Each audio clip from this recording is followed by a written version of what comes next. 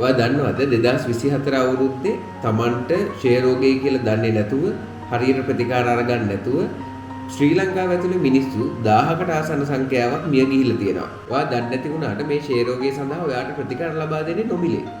මේකට සෑම දිස්ත්‍රික්කයකම දිස්ත්‍රික් ලය සායනයක් තියෙනවා.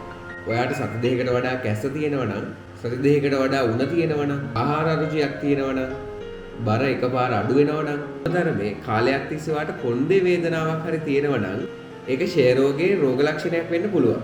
මේක පෙනහළු වලට බලපානවා කියලා අපි දැනන් හිටියට පෙනහළු වලට නෙවෙයි පෙනහළු වලින් පිටතටද බලපානවා කියලා වෛද්‍යවරු ප්‍රකාශ කරනවා. ඒ කියන්නේ ශරීරයේ අනෙකුත් අවයව වලටද මේකෙන් හානි කරනවා. ඒක වැළඳෙන්නේ ආසාදිත පුද්ගලයේ කිවිසුමක් අරිනකොට නැත්නම් hina වෙනකොට නැත්නම් කහිනකොට පිට වෙන සෙම බිදිති මත.